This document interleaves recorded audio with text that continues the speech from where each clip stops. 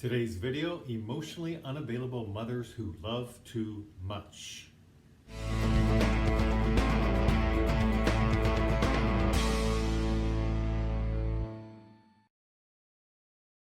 Now that may seem like a paradox. How can that be? How can there be an emotionally unavailable mother who loves too much? Well, it's very easy. Let's talk about that.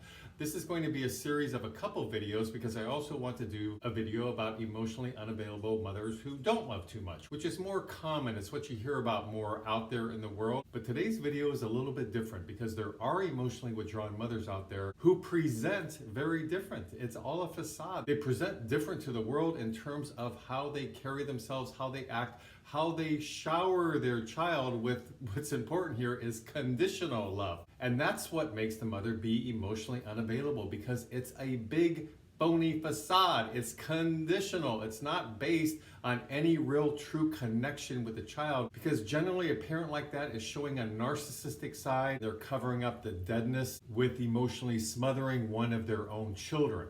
So being emotionally unavailable simply means that the mother is not capable of being able to bond and connect with her child in this authentic kind of way that's needed. So you're not going to see very much realness from that kind of mother. I mean, it's some type of show. It's some sort of put on. They can be the life of the party. People can love them. They're, oh, your mom's so gregarious. She's so fun-loving. She's so extroverted. You've got the best mom in the world. But all of that comes from a very scared, insecure place. And basically when a mother is putting on like that, they're not really available to the child because there's no depth there. They're not able to connect with that child, help the child to live in the gray area of life, which is opposite of what the parent's currently doing. It's all about the putting on the facade. That's very rigid. That's very black and white. They're not there to really nurture the child and help them go through proper identity stages and develop into a healthy adult human being. But when people see them from the outside, they look very emotionally available because they're fun and they're laughing and they're connecting and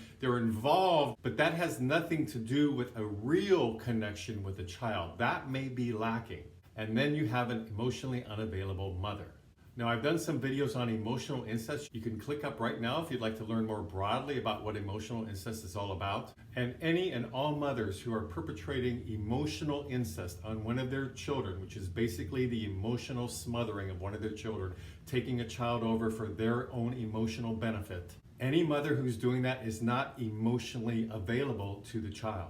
The proper role of a parent is to simply be there to help your child with the focus being on your child, help them grow into a strong, healthy, loving adult human being. And a parent can't do that very well if they really don't love themselves very much at all. And that's basically what being emotionally unavailable is all about. They're not able to love their child properly and in a healthy way because they really don't love themselves. So again, today's video is about emotionally unavailable mothers who on the outside look like they're very loving and available. But in the next video, I'm going to talk about mothers who are emotionally unavailable and you can tell they're withdrawn, depressed, they pull back, they remove themselves on some level. That'll be my next video. Stay tuned for that one. Please leave me some comments today if perhaps you were raised by an emotionally unavailable mother. Please subscribe to my mental health YouTube channel if you like these kind of videos. And until next week, this is Brad Shore signing off from Ask a Shrink.